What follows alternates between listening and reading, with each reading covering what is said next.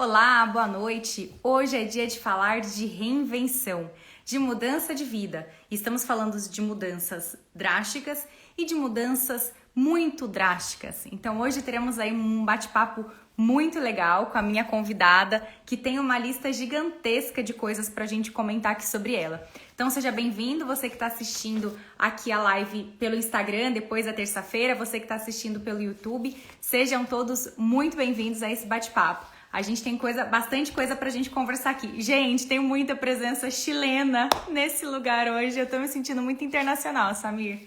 Olá, que tal? Henrique Melo chegando aqui. Cristiane, você tem que conhecer a Negrito Brigadeiros, hein? Aí em Santiago do Chile, tá? Você precisa conhecer. Você que tá aí já pra conhecer o Brigadeiro. E a minha convidada já está na área. Então, gente, espera só um pouquinho. Então eu já vou anunciá-la aqui, mas antes de colocá-la ao vivo, eu vou falar um pouquinho da lista dela, tá? Pra vocês conhecerem quem que é essa garota. Chaco Cristiane, olha, colombiano, gente. Olá, que tal pra todo mundo, chévere. Então vamos lá, a minha convidada é a Carlinha Carvalho, falando diretamente de Santiago do Chile. Aí eu vou falar um pouquinho sobre ela pra vocês entenderem aqui, hein? Ela é nascida em São Paulo e formada em tradução e interpretação pela Faculdade Ibero-Americana. Começou a trabalhar muito jovem. Confiram a lista do que ela já fez nessa vida. Ainda adolescente, trabalhou como animadora de festinha infantil, foi professora de maternal aos 17 anos, foi vendedora de loja de shopping e trabalhou na inauguração do shopping West Plaza. Foi comissária de bordo na Korean Air. Curiosidades, esteve no final da Copa de 94 e foi Miss Korean Air, cara, maravilhosa.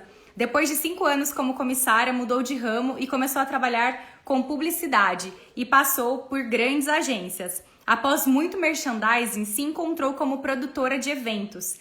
E aí, depois de muitos eventos e uma crise de burnout, largou tudo aos 40 e foi dar uma voltinha ao mundo. Voltou para o Brasil para um casório da menina Juliana Varela.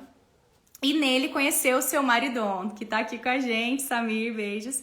Desde 2014 ela está no Chile, ela empreendeu e no encontro de talento e autoconhecimento fundou a Negrito Brigadeiros. Ai, gente, sabe de quem que ela é amiga? Além de mim, claro, que agora a gente é muito amiga. Ela é amiga do Rick Martin e ela prometeu que ele vai aparecer aqui. Mentira, ela não prometeu não, mas quem sabe, né? Então vamos lá, atenção, Carlinha. São Brasil, Chile, Santiago, Poços de Caldas. Carlinha! Atenção, muita calma nessa hora que tá rodando. Peraí. Gente, só eu tô vendo a Carlinha rodando aqui? Me avisem aí. Samir Melo. Cadê Carlinha que ficou... Só pra eu saber quem que tá congelada aqui na live. Atenção. Carlinha tá rodando, gente. Vocês estão vendo a Carlinha rodando ou vocês estão me vendo também? Ih, ela caiu. Então, acho que ela vai entrar pelo outro celular rapidamente. Atenção. Bom, mas então, enquanto a Carlinha se ajeita ali no Technicase, ó, dona Cristiane, então, favor procurar aí a Negrito Brigadeiros, come e me fala, tá? Deixa eu ver aqui, peraí, que ela tá chamando aqui de novo. Peraí. Deixa eu achar a Carlinha, pronto. Atenção. Estamos chamando de novo, gente. Aqui a conexão, né? Chile tá muito longe, é por isso. Ah, pera, vai ficar... Veio. Carlinha. Eu sabia que isso ia acontecer, gente. Oi, desculpa, é aquela coisa, né? Graça. Não, gente, já é uma emoção conhecida essa. O meu celular, quando a gente entra em live, ele fecha o Instagram e fala assim, não, não tô preparado para o ao vivo, tchau. Ele não E aguenta fecha. toda essa história. Ele caiu pela quantidade de coisas que tem nesse currículo de vida. Não, gente, eu fui ficando cansada. Você foi falando, eu fui ficando cansada. Eu falei, meu Deus do céu. Não, e eu acho engraçado que antes de explicar, as pessoas acho que ainda vêm, acho que essa louca frenética não para em lugar nenhum. Mas calma, gente, eu tenho tempo suficiente de vida para que tudo isso possa ter acontecido também com tempo suficiente. Não foi tipo um É, mês em cada lugar, não. exatamente. Bom, é bom deixar bem claro esse ponto aqui também, né? E Carlinha, ó, já Sem te tô dúvida. dando merchandising, hashtag public seu, porque eu tenho uma amiga super querida, a Cris, que tá aí morando em Santiago do Chile. E já. Oh, E uma outra amiga minha que eu entrevistei aqui, que ela veio para falar sobre vinhos, quando eu postei, ela já comentou: Nossa, eu adoro os doces dela. Eu falei, ai, carinho do ovo. que demais! Oi, Cris. Oi, amiga dos vinhos. Vamos Ai, combinar, Andréia. vamos fazer um intercâmbio aí, André e Cris. Que legal, bom É, com saber. É certeza. sempre bom saber que não estamos sós. É, não, eu quando for aí, eu já sei que eu vou ter que me dividir para ver todo mundo. Ai, olha que tá. Oh, olá, que tal? Bom, Carlinha, seja muito bem-vinda por estar aqui. Então, eu quero te agradecer por vir aqui compartilhar sua história. Tem muita coisa para a gente conversar, então já te agradeço desde já. E, bom, eu fiz uma lista, né? Passei uma pequena amostra dos capítulos da sua vida, mas antes da gente entrar e falar um pouquinho de cada coisa, daquela pincelada, eu gostaria de saber como você se define. Eu sou, eu sou uma mulher forte, mas extremamente sensível. E que por parecer sempre muito forte, eu tô sempre no limbo da sensibilidade. Eu tô sempre sofrendo ou sempre lidando com desse tanto de sensibilidade que eu tenho. E apesar de ser uma pessoa que nunca sabe o que quer, eu sou dessas que nunca sabe o que quer, de alguma forma na minha vida eu sempre fiz tudo que eu sempre quis. Ou quase tudo. É, eu também, olha só, eu também diria que eu sou incansável se eu já não tivesse sofrido uma síndrome de burnout por causa de quê? Cansaço. Então, eu sou uma pessoa que precisa de remédio para mim. Eu preciso de ajuda química para me equilibrar. Entendi. Brincadeira, não, mas eu sou essa pessoa de contrastes, né? A Boa. pessoa, aquela coisa da mulher forte, mas também sou muito sensível, aquela que faz mas que também não tem muito certeza para onde vai. Eu sou a que vai. Vai, vou definir assim, eu sou aquela que vai. E Então, se der perfeito. medo, eu vou com medo mesmo. Não, excelente. Então a gente está aqui com a Carlinha que vai, né? Então, a Carlinha que vai, e até aproveitando, antes da gente começar a primeira pergunta do primeiro capítulo, eu convido quem estiver aqui assistindo, se acha que tem alguém que precisa ouvir um exemplo de quem foi atrás do que estava afim, quem foi atrás do sonho, quem nunca ficou conformada na vida em que estava e resolveu arriscar, pega a setinha, aviãozinho, como vocês dominam, definem aqui, e encaminha para o amiguinho que merece ouvir, porque hoje tem história muito boa. E aí, Obrigada. Carlinha, né? Dona Carlinha, mulher forte, sensível e que vai. Vamos começar do começo com a sua passagem como comissária de bordo, que inclusive você achou muito engraçado no meu Instagram, pouco, acho que uns 20% que já pensou em ser da tripulação. E aí eu quero saber, primeiro, por que você quis ir para ser comissária de bordo? De onde que veio essa vontade? Eu vou falar algumas vezes aqui, na minha época e antigamente, porque meio é. E eu quero já deixar bem claro e definido que não tem absolutamente nenhum drama falar isso. Você, imagina, na sua época. Sim, na minha época, porque já faz, sei lá, 30 anos. Entendeu? 30 e tantos anos isso. E mais do que tudo, mudou muito. Então, lá na minha época, ser comissário de bordo era um trabalho meio sonho da galera.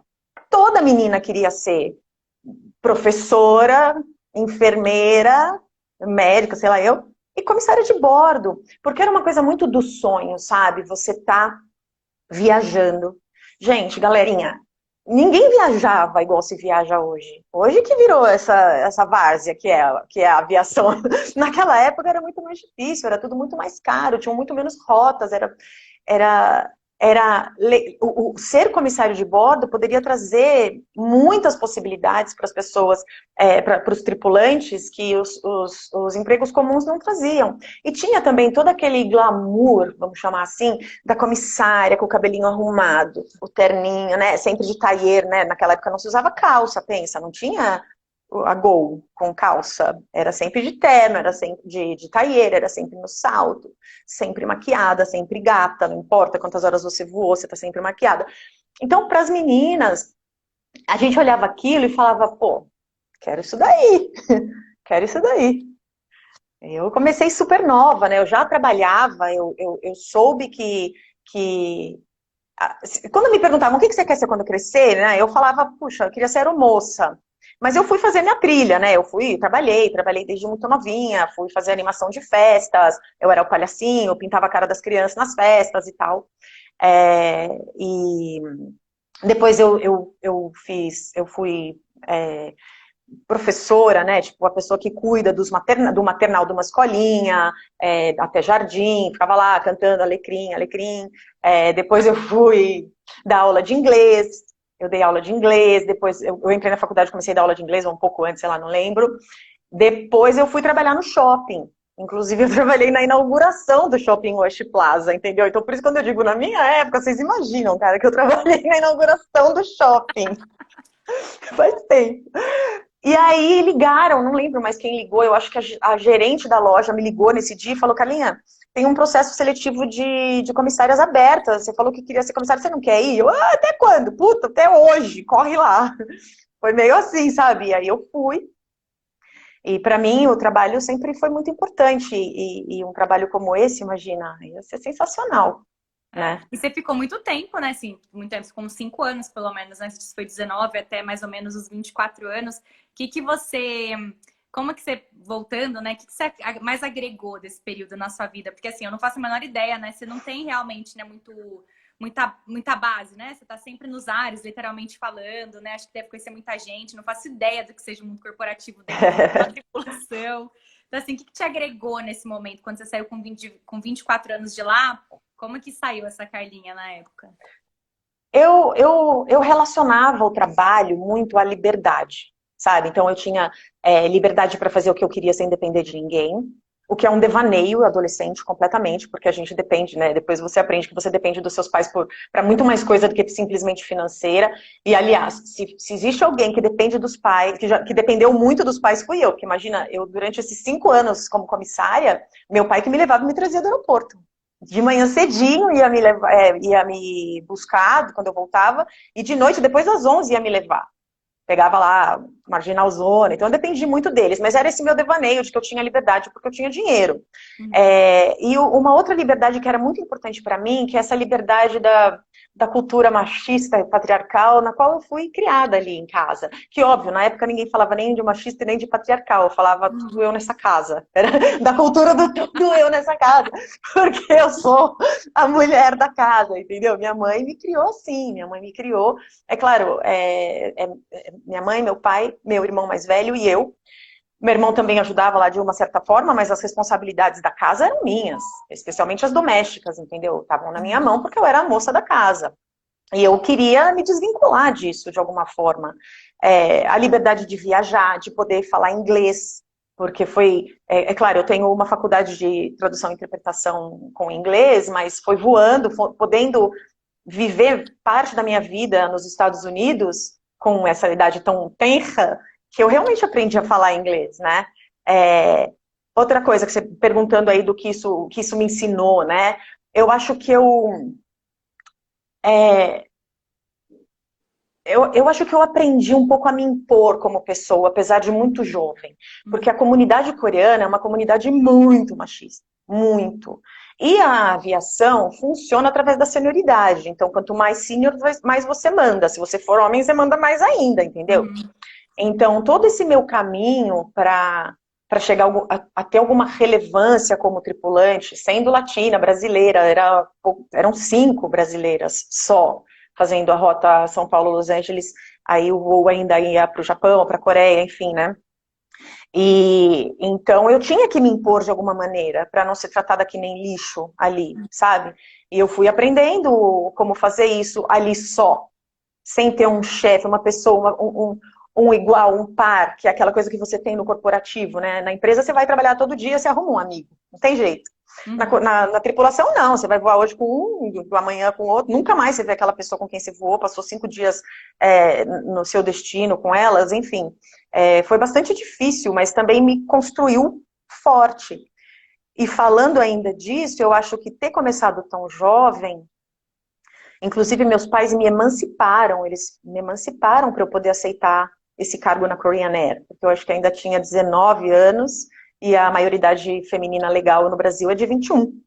Então, eles me emanciparam e isso, eu acho que me fez perceber que eles confiavam muito em mim. Pô, meus pais confiam em mim, eles assinaram um papel aqui dizendo que eu sou uma pessoa responsável.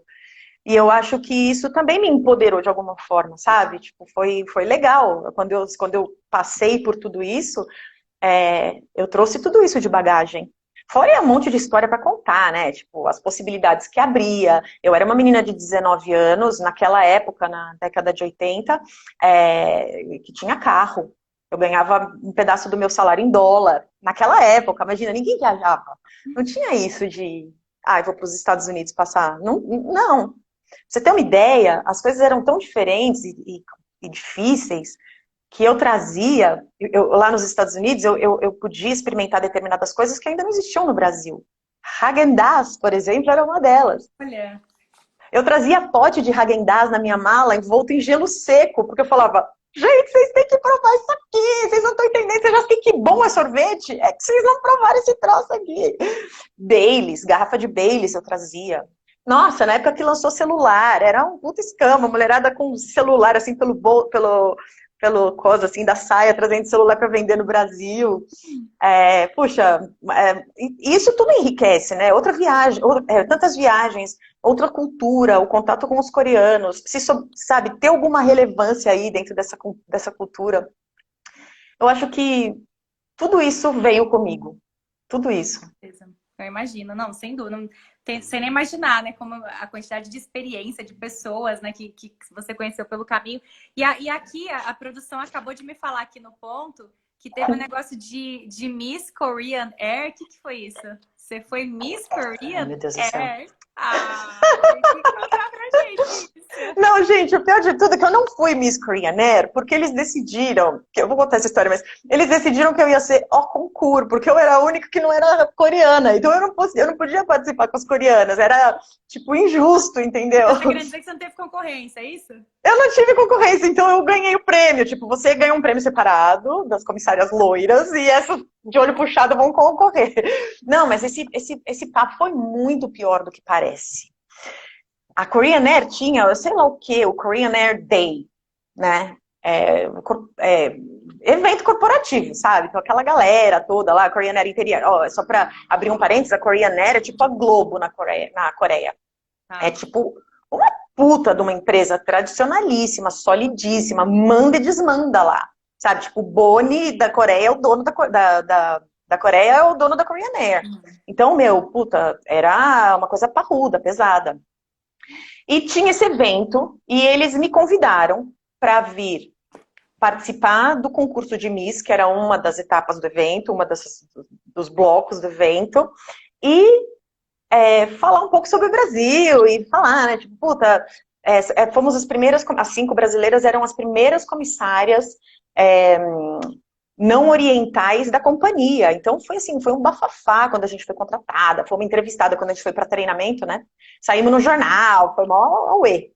E aí me convidaram alguns anos depois para esse evento. Aí eu cheguei lá, no dia, né, no aeroporto, foram me buscar, e eu saí com a minha malinha, e o cara perguntou assim para mim, cadê sua fantasia? Aí eu, fantasia? E ele ainda falou costume, sei lá, né, de um jeito coreano, e eu fiquei pensando, não, eu já passei pelo costume, né, pelos customs, custom, não é costume. Não, ele falava costume, eu não, é custom, eu já passei, agora posso ir. Ficou aquele nenê. Aí eu, que porra de costume? Pra que eu vou precisar de uma fantasia, né? Ele falou assim, pro evento. Aí eu pensei, mas a gente não desfila de uniforme, né? Eu vi foto e tal. Menina, eu fui entender depois que o que eles queriam que eu apresentasse o Brasil era fazendo, tipo, uma dança típica. Eles queriam que eu tivesse aquele biquíni de lantejoulas da mulata. Globeleza. Da Globeleza. E eles queriam que eu dançasse isso no palco. E você não sabe? Eu dancei! Eu falei assim, gente, você tá no fogo, é pra se queimar. Naquela época não tinha internet, né, pra começar. É verdade, no ponto, né? Não tinha internet, não tinha Instagram. Vi o jornal aí na banca. Não.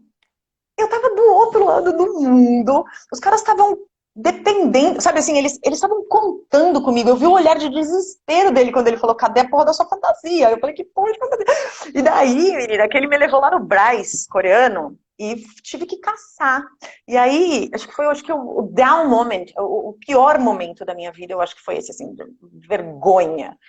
Era uma bermudinha preta com um biquininho branco, por cima tinha um coletinho de lantejoulas douradas, um Gente, qualquer negócio no cabelo e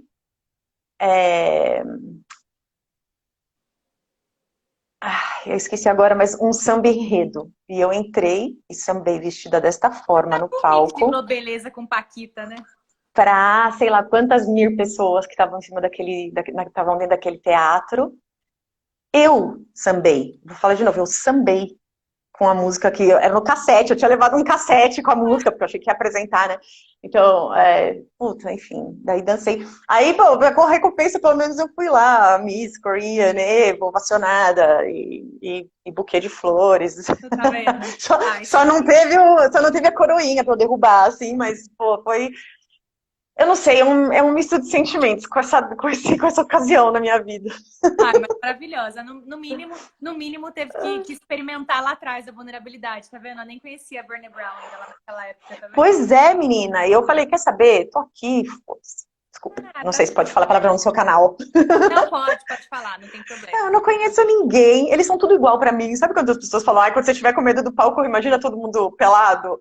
Eu olhava aquelas carinhas, era tudo um mar de pessoas iguais que eu não conhecia, que eu não sabia identificar. A luz na cara, você na verdade nem vê nada. Eu falei, eu tenho que fazer, tem que fazer. Então Então vou fazer o vai melhor que lá eu e posso. faz. Vai, tá. Vai e faz. Muito bom, maravilhosa, muito bom. Excelente. Esqueci a música, enfim. Ó, gente, só para quem tá ouvindo aqui, Dona Carlinha falar, quem quiser mandar perguntas, comentários, é só digitar, tá? Eu tirei os comentários para vocês conseguirem ver esse rosto maravilhoso de Carlinha. Depois, no final, a gente abre para tomar interação. Ô, Carlinha, e aí? Aí, beleza, você viveu tudo isso, muitas experiências, né? Sabores do mundo, inglês, tarará. E aí, com 24 anos, você falou, não quero mais isso. Acabou. Como é que foi essa transição comissária de bordo para agência de publicidade, né? Porque tá ali, né? Só que não. Então. Na verdade, eu cheguei muito cedo ao topo da carreira de comissária de bordo, porque como eu já comecei a carreira numa empresa internacional, numa empresa estrangeira, fazendo voos internacionais, a minha subida de senioridade, ela foi muito rápida. Porque como que funciona na aviação, ou pelo menos funcionava 30 anos atrás? Você começa fazendo teco-teco, São Paulo, Maranhão, essas coisas, sabe? Aí você passa por um Rio Fokker São 100, daí você vai Paulo. para um 737, aí você começa, sei lá, ponte aérea, 15 pontes aéreas por dia, são 4 o top, mas enfim, né, como se fossem 15 pontes aéreas por dia. Para você chegar a fazer um voo internacional, no 747-400 ou no MD-11, que na época era o avião mais tecnológico, mais pedidão que tinha, era, sei lá, 20 anos de empresa. E isso, em 3 anos e meio eu já fazia. Aliás, eu já cheguei fazendo, né? Eu já voava esses 2 aviões fazendo uma rota internacional. Então, a minha senioridade, ela estava concentrada, ela estava ali presa, estancada, e além de tudo, na Korean Air, eles tinham uma política de que estrangeiros não poderiam ser chefes de cabine. Porque tudo baseado na senioridade. Então tem o comandante, o piloto, o PURS, que é o chefe de cabine, o assistente do chefe de cabine e as comissárias. E cada uma delas, a gente tem um rankingzinho assim no crachá, né? No tagzinho do nome. Então, quanto mais baixo aquele número, quer dizer que você mais alto é no ranking. Número 1 é tipo o foda da Korean Air, né? Então, eu tava ali, com meus 22, 23 anos pensando, caralho, é isso aqui a vida, meu? Eu vou ficar aqui aprendendo, desaprendendo sobre assuntos que eu nunca vou querer usar, porque a importância do comissário de bordo do voo não é, desculpa se a pessoa trazer essa informação, mas não é serviço quinho e comidinha. Não é garçonete do ar. Não, não somos garçonetes do ar, somos técnicos de segurança em voo. É para isso que estamos lá, porque caso aconteça uma emergência, você é a única que vai saber o que fazer. Só que você trabalha e estuda, e estuda, e estuda para uma coisa que você quer que nunca aconteça, que você não use os seus conhecimentos, né? Sim. Então eu ficava pensando ali, falava, vale, tá, eu já sei onde vai estar o extintor, porque eu também não vou ficar mudando de aeronave, porque se você faz todo ano, você faz uma reciclagem, estuda todas as aeronaves. A gente só tinha 2 aeronaves que voavam essa rota que eu fazia. Então, não mudava nada. E comecei a ficar, né, a Ariana que sou, começou a borbulhar aquilo, eu pensava, gente, eu quero ter uma carreira, eu quero ser promovida, eu não sei o que eu quero ser. E aí começa de novo a minha história, né? Porque eu falo, eu não sei o que eu quero ser, mas eu quero ser a melhor naquilo que eu escolher. Eu não vou ser médica, mas eu quero, se eu fosse médica, eu queria ser tipo a mais, a que é entrevistada na revista, sabe? Eu tinha esse sonho. Enfim, pedi demissão, porque eu não aguentava mais, e além de tudo, eu estava esgotada com a cultura coreana, era muito desrespeito na época, né? Ainda não só sendo estrangeira, como sendo mulher. Eu acho que foi aí também que eu aprendi muito com relação a valores inegociáveis. Eu não sabia, né? Na época eu não conhecia nenhum desses termos, né? Só agora que a gente tem nome para tudo. Agora tem Mas na rolando um época era trending aí pra gente poder, né, falar. total, porque na época eu só falava, meu, isso aí eu não vou tolerar. E que, na verdade, eram os meus valores inegociáveis já dando sinal de vida, entendeu? Porque tem coisa que, beleza, na Coreia, né, na Coreia, quando você vai cumprimentar, você faz, né, aquele bow, né? Tipo, você faz a reverência. Quanto mais sênior é a pessoa, mais se abaixa. Tudo Olha. bem, gente, não tem problema, é cultural. Ah, você vai servir, é um sinal de respeito você servir com as 2 mãos. Não tem problema, porque quando você dá o copo assim, a pessoa se ofende. Então, tem que servir com as 2 mãos, tem que servir com as 2 mãos. Agora, um cara que é menos do que eu no ranking, vem querer me mandar em mim porque é homem. Fala, busca um cafezinho ali pra mim. Grita. Nossa, essas coisas eu não aguentava. Não é da minha personalidade suportar esse tipo de coisa. E eu entrava em debate com eles, eu discutia, e eu levava reporte, um monte de voo, acabava lá, a comissária Carlinha respondeu pro comissário, e eu falava, e vou responder de novo, se ele for filha da puta comigo, sabe assim? Então, uma hora eu falei, não, isso aqui eu não Deu. quero, tá muito longe do que eu penso pra mim, mas e agora, né? Porque eu não tenho nenhum talento, eu não sei fazer porra nenhuma, o que eu vou fazer, né? Então, eu comecei a olhar para o lado, que era uma coisa que eu não fazia antes, que eu estava super bem resolvida com a minha carreira, com o meu dinheiro, com as minhas coisas. E eu percebi que, com exceção do meu pai e da minha mãe, todas as pessoas à minha volta trabalhavam com publicidade de alguma forma. Uhum. Ou em produtor, ou em agência, ou em veículo, em algum lugar. E eu conhecia um pouco daquele mundo por isso. Inclusive, nessa época, né, que eu estava desempregada, eu ficava dentro da agência, eu ia lá, meu irmão trabalhava numa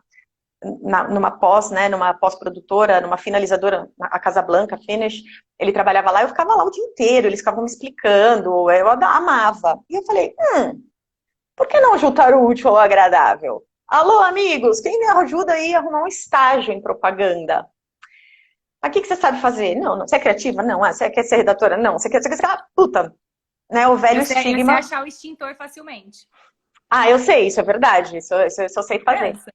Mas aí falaram, acho que você é uma pessoa bastante desenvolta, você fala idiomas, acho que você é boa para atendimento. Fui, através de uma amiga, consegui uma entrevista com o diretor de atendimento da Young Rubicon na época, e fui contratada. E eu trabalhei na Young Rubicon na época que ela era liderada criativamente pelo Alexandre Gama, então foi uma época bastante conturbada, bastante difícil, foi um aprendizado duro, igual foi na Korean Air por determinadas razões, em propaganda foi também por outras razões, né? Que são, Uhum. bom, enfim, tem muito aprendizado, a agência de propaganda, o mundo da comunicação, né? É, é. Eu fico só do lado do marketing. O Carlinha não cheguei a presenciar o mundo dentro da agência. Eu sei que não é muito fácil. E você lá dentro e das agências, Carlinha, até para todo mundo acompanhar o ciclo de carreira de Dona Carlinha, você me disse que fez muitos merchans, foi muito merchandise lá na época. Como é que foi esse período? O que esse tanto de merchan te ensinou nesse período da sua vida? Olha, eu acho que a publicidade, de forma geral, me ensinou muita coisa. A primeira É que não tem muito essa de eu quero construir a minha carreira e ser a melhor e mais foda no que eu quero fazer, porque eu acredito que em todos os mercados, mas eu posso falar com certeza absoluta da comunicação e do mercado corporativo, que a sua ascensão, o seu desenvolvimento, ele não depende exclusivamente do quanto você é bom naquilo que você faz, Uhum. né? Ele depende dos relacionamentos que você tem. Quem tá comendo quem? É verdade. Quem pode sentar do lado de quem? Quem não falou com quem? Da onde veio esse cliente? Para onde vai esse cliente? O que esse cliente almeja com essa peça publicitária que ele está pedindo? Uhum. Né? E eu fui vendo que, apesar de ser de fato e ter de fato as características de um bom atendimento, tudo isso para o meu instinto sindicalista, como muito bem me definiu meu chefe uma dessas vezes numa agência, e apesar do glamour da publicidade da época, na minha época, o publicitário era aquele que vestia calça vermelha, entendeu? Você viu o cara entrando de óculos de aro preto, calça vermelha, e falava, publicitário, almoço de 2 horas, entendeu? Eu gostava mesmo ali, era da emoção do ao vivo, que acontecia só nas merchandisings, que eu acompanhava porque eu atendia craft, Lacta era meu cliente. Então eu vivia em programa de televisão. E aquele ao vivo, aquela coisa, o artístico, me. Eu não sei nem a palavra, mas me deslumbrava, sabe? Você ficava em flow lá. É total, total. Eu falava, gente, é isso aqui. Só que na época, eu nem sabia o que, que era aquilo ali. Sabe? Tipo, o que, que eu quero ser? Eu quero ser produtora de televisão, mas, puta, ganha pouco, né? Olha, eu quero, é contra a regra, você é contra. Não, você é artista. Não, não você. Sabe? Então, puxa, era um mundo que me. O mundo do merchandising me abriu as portas do mundo do ao vivo, na verdade, né? Do live marketing, que isso existia e que era um negócio. E da adrenalina, E né? total, né? Tipo, da adrenalina, de construção, sabe? Uma coisa que não existe passa a existir. Aí você pisca, ela deixa de existir outra vez, sabe?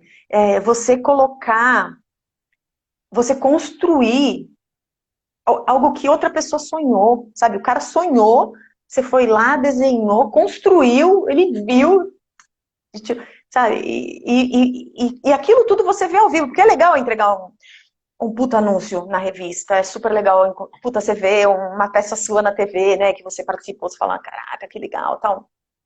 Mas no máximo, você vê ali a reação dos seus pais, né? No Verdade, família. evento, dos seus amigos, fala, eu vi uma propaganda que você fez. Quando você não é, obviamente, um modelo, né, um ator. Mas no evento, cara, você faz o vídeo e solta. Se era pra fazer chorar e ninguém chorou, você sabe ali na hora que não funcionou. Mas em compensação, quando funciona, meu, você vê aquela gentarada fazendo aquilo que você queria que eles fizessem, sabe? Que funcionou aquilo que você pensou, que você colocou o seu conhecimento em algo e aquilo resultou, entende? Então isso pra mim era, ai, que demais, eu amava, Que amava. legal. E aí, putz, eu fui falar, opa, peraí, não é comunicação, mas não é propaganda, sabe? Tipo, e aí a gente já vai passar pro próximo capítulo, mas antes só me conta uma coisa, você ficou amiga do Rodolfo e do ET na época? Então, menina, eu adorava fazer merchandising, mas eu era super júnior de tudo, né? Tem que fazer SBT, os caras mandavam quem? A gatinha aqui, né? E na época eu tinha cabelinho curto, lourinho, assim, bem curtinho. E, meu, bom, primeiro que o Carlos Alberto de Nóbrega me fez chorar, porque ele foi um grosso comigo, eu não sabia, não tinha estrutura emocional. Achei que eu tinha, que os coreanos tinham me treinado bem, mas eu não tinha. Chorei na Praça é Nossa. Quer dizer, todo mundo tava rindo, mas Carlinha tava chorando. Tava chorando nos bastidores. Eu vou ser demitida dessa porra. E, meu, e também chorei. O ET Rodolfo, não ficamos amigos. Aliás, ele também me fez chorar. Porque ele me viu no corredor lá do SBT e vinha vindo com a gravação, assim, tipo, alguma coisa que eles iam fazer. Eu tava passando no corredor e ele fala lá em rede nacional de televisão. Aí, gente, aí vem o Paulo Nunes e mostra a minha cara. E o Paulo Nunes é aquele jogador gato, né? Peraí que o Chico tá querendo participar, gente. Ai, ele tá me arranhando. Oi, Oi, Chico! Oi, galera! Ele é muito aparecido, gente. Ele sempre quer Desculpa, mas aqui foi. Rico. Então, menina, o ET me zoou, me zoou. Olha outro down moment da minha vida. Eu saí dos palcos da Korean Air pra ser zoada pelo ET, cara, do ET Rodolfo. Vulnerabilidade é tudo nessa Foda. vida. E nós vamos mandar essa entrevista pra Brené Brown, pra ela poder ter mais Ai, uns meu Deus do céu. Bom, e aí, Ai, Carlinha? Agora só, a gente falou de comissária de bordo, a gente foi para o mundo dos merchandising, publicidade. Como é que encaixou a questão dos eventos? Como é que foi essa rota para o mundo de evento? Que esse, segundo me veio na descrição aqui da produção, aí ali você se encontrou. Justamente, eu ia lá nos merchandisings e também uma das coisas legais de trabalhar em agência de propaganda é que você ganha convite para tudo, né? Então, imagina, MTV Movie Awards, MTV Movie Awards no Brasil não tinha, desculpa, MTV Video Music Brasil, sei lá como é que chamava, VMA, né? Os prêmios da MTV, prêmios não sei do que, os programas da Adriane Galisteu, os programas não sei de quem. Na época era tudo muito legal, tá, gente? Não era brega, tá? Cara, Era mas muito assim, legal. agora só um parênteses. Eu não sei se tem amigas de Carlinha aqui, de infância e tal, mas não era fácil ser amiga de Carlinha, né? Porque Carlinha tinha todos os cargos, assim, brilhantes, né? Foi comissária, viajou o mundo, de repente estava dentro da televisão, quer dizer, os amigos ali ficavam falando, caraca, o que eu tô fazendo? Que minha Carlinha tá Não dentro era? do mundo. Era legal, pra mim era legal, pô, eu tinha amigos bastante fiéis na época, a gente era um grupo bastante animado. Aliás, eu acho que uma das coisas que a propaganda me trouxe foram os meus amigos, tipo, parça, amigos que são os mesmos amigos desde aquela época até hoje, sabe? Eu não posso dizer isso, por exemplo, da Korean Air, a Isso que eu ia propaganda eu falar, acho que... você não tinha os mesmos, não tinha uma base, assim, né, pra você criar laço. Não tinha, então isso pra mim foi super, super, hiper importante, sabe? Tipo, de ter a minha galera, saber aonde eu pertencia, de que grupo eu era. Isso é importante pra gente como ser humano, né? E ainda mais jovem. Quando a galera toda estava fazendo faculdade, encontrando o seu lugar e tomando uma no bar, eu estava trabalhando bastante, eu trabalhava de madrugada, eu não tive essa, eu demorei 6 anos para me formar uma faculdade de 4 anos, porque eu ia pouco e eu não fazia provas, eu faltava provas, então eu fazia trabalhos, então eu tinha que passar matérias para o próximo ano. Eu chegava do aeroporto, depois de um voo de 12 horas noturno, eu chegava no aeroporto às 7 horas da manhã, 7h45 eu estava dentro da faculdade, assistindo aula, de uniforme, sabe, assim, então eu me esforçava também, sabe, eu aprendi isso, que as coisas que a gente deseja não vêm fáceis.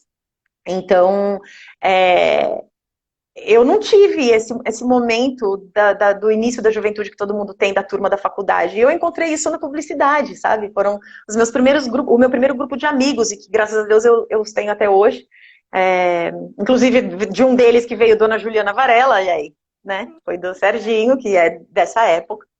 Eu acho que a Ju tá aqui, né? No mínimo, Juliana, se você estiver aqui, espero uma pergunta e comentário. Eu espero que ela esteja, né? Porque senão vai ter DR, vai ter DR. Vê aí. Olha, então, e daí que era o seguinte, um dia, eu lembro muito bem você me perguntou de uma transição, e isso foi um dia. Eu fui numa premiação da MTV, estava sentada na plateia, e eu cheguei mais cedo, sei lá por quê, acho que a gente devia ter algum merchandising lá fazendo, então eu cheguei mais cedo e eu vi a atuação dos produtores do evento. Então eu via, e tinha uma mulher lá que ela me hipnotizou. E eu lembro até hoje, ela estava de calça preta, camisa branca, um óculos de aro preto e rádio. E ela, tava ali comandando, sabe? Tipo, trabalhando, produzindo. Ela e 1 milhão de pessoas da equipe, todo mundo, né? E eu sentei ali, fiquei olhando aquilo, falei assim, cara, eu quero ser isso aí. Quem é essa mulher? O que ela faz? Eu quero ser essa mulher. Eu lembro desse momento. E a partir desse momento eu passei a buscar quem ela era, o que ela era, o que ela fazia. E fui, escarafuchei até que encontrei a TV1 Eventos, que foi o lugar onde, aí sim eu posso dizer que eu fiz uma construção de carreira. Foram mais de 10 anos trabalhando com eventos. Agora vamos falar só um pouquinho, explorar do evento antes de passar para outros capítulos, mas Tá. Ô, Carlinha, como é que era a emoção? Porque, assim, eu, particularmente, né, dentro muito corporativo, vejo convenções de venda, vejo aquela coisa, e, assim, eu tenho um desespero de ver a galera que comanda aquela coisa toda, qual que é a apresentação que vai entrar, quem que vai entrar agora, e a luz, assim, é uma parada de adrenalina master. Como é que você organizava? Tem algum evento que te vem à cabeça que foi muito marcante? Enfim, são 10 anos de carreira, né? Então, não Ah, imagino que mas deve ser tão tem fácil sim. lembrar, né? Tem sim, tem. O primeiro evento, meu primeiro evento, bom, primeiro que eu já briguei com a diretora, porque eu queria que o cliente ensaiasse, e ela queria ensaiar outra coisa, e era tipo a Master Blaster foda, assim, e eu tava acabando de chegar, mas eu, né, sou daquele jeito A lá, mas personalidade de Carlinha, né? A personalidade sempre foi sênior, né? Vamos falar a verdade.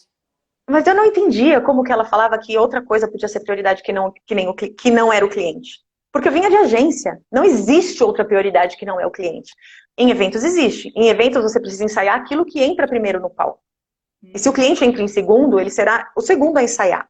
É claro que na época, naquela ocasião, existia um problema que o homem só podia ensaiar naquele momento, sabe? Tipo, tinha todo um problema.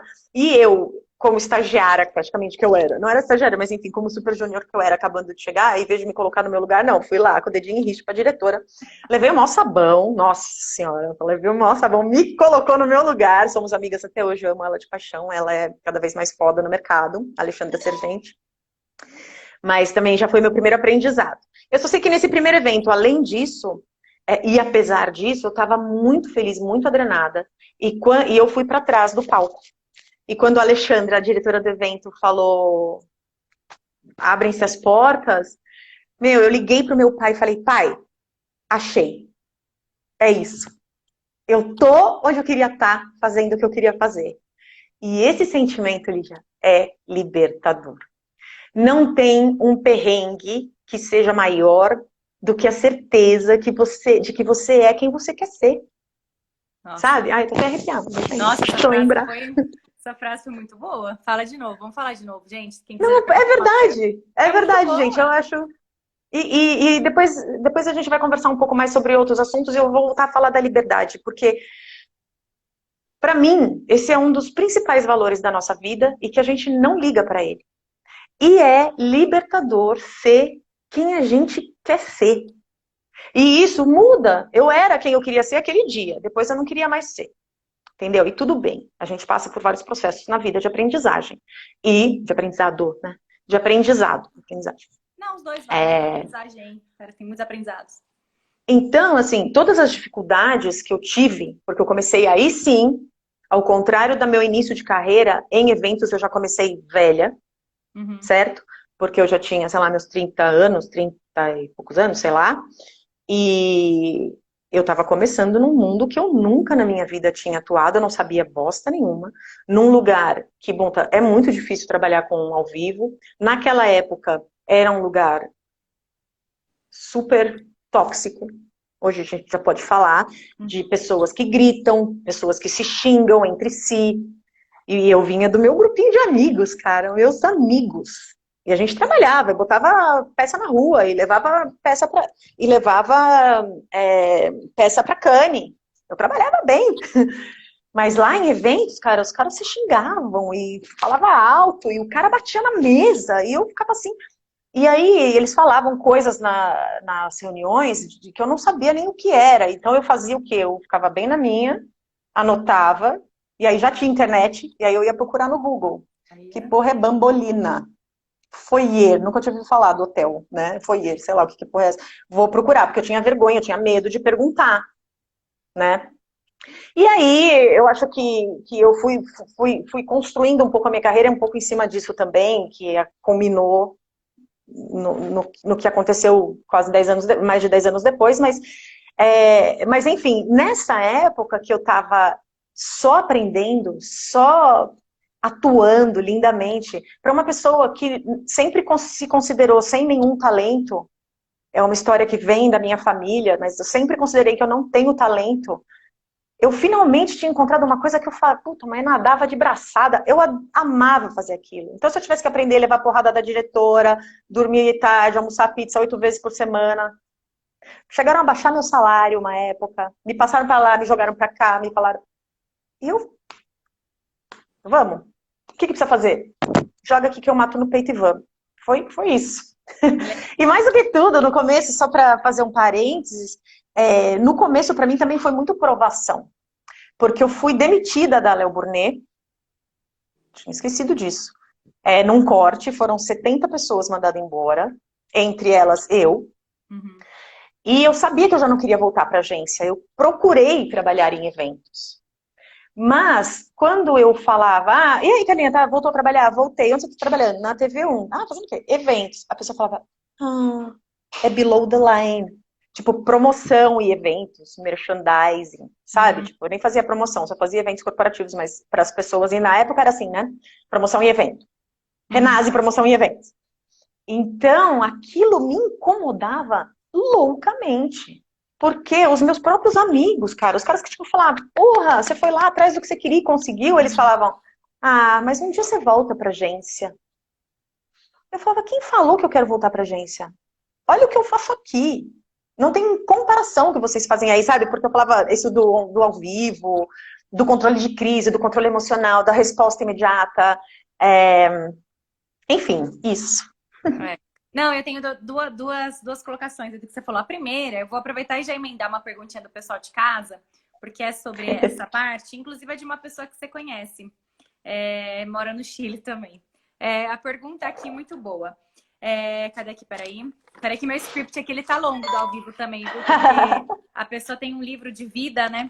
Mas a pergunta aqui que eu achei interessante é qual que é a diferença de entregar um evento para 10 mil pessoas de entregar a produção do Patagon Man?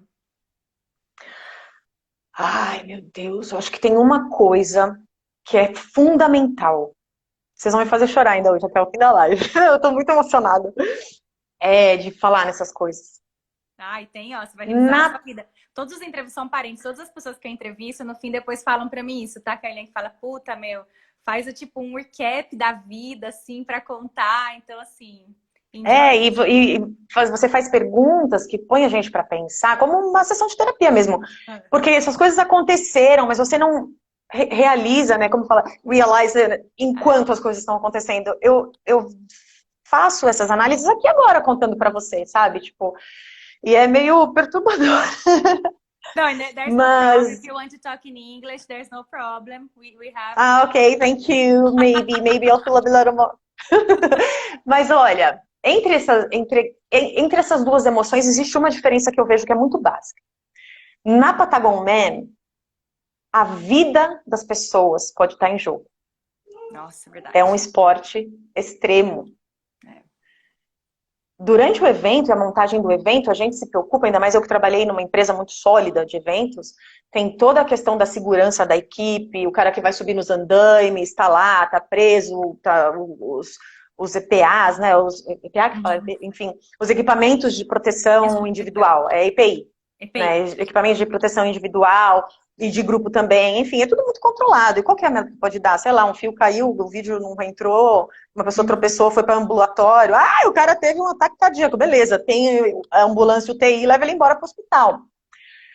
Na Patagon Man, se o cara tem um troço desse ali no meio do nada, não tem uma ambulância UTI tão rápido que vai chegar, porque o rádio, sabe assim?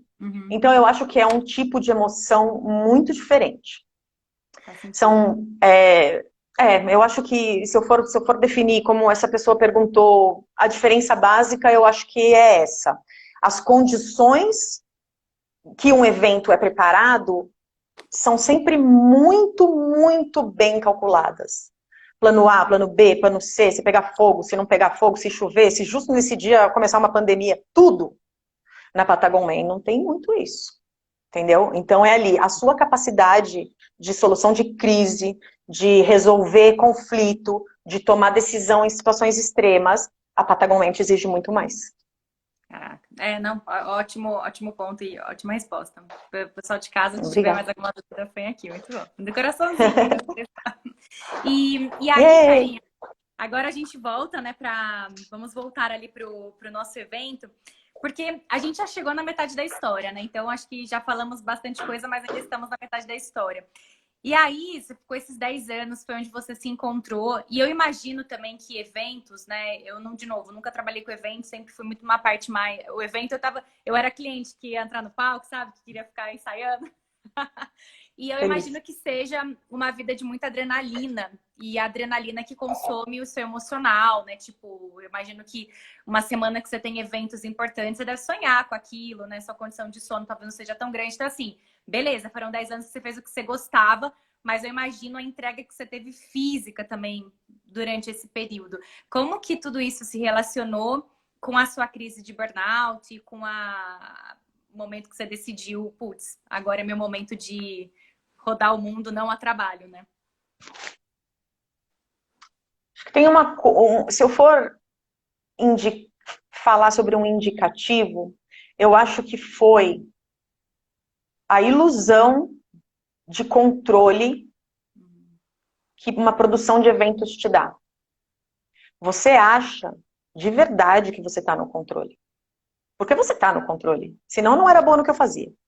Uhum. E se tem uma coisa que eu fui boa fazendo, foi essa área da minha vida, sabe? Tipo, porque eu gostava, eu me entregava.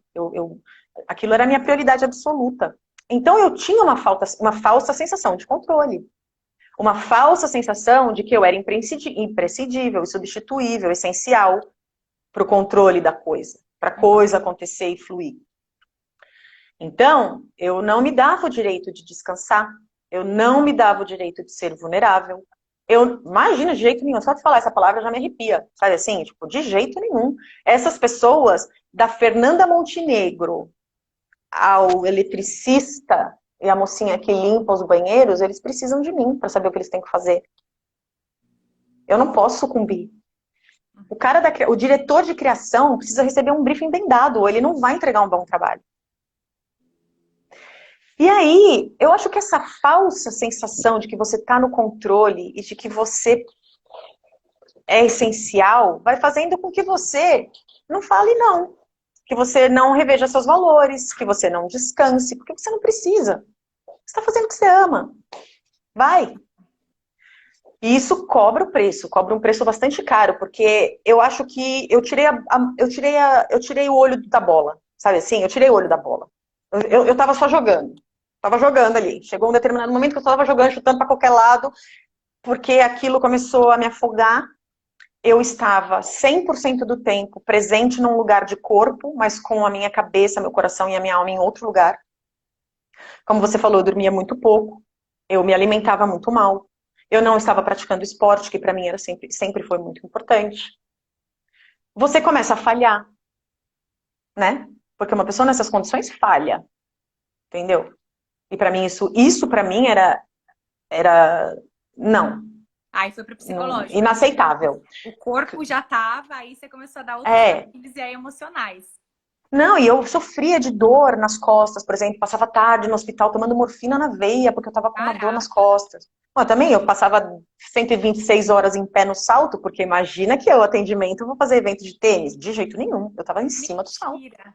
Gente, Tô acostumada, eu trabalhava na Goiânia, caceta, né? Tinha que mostrar minha unha antes de entrar no avião, tô acostumada, sem cair do salto.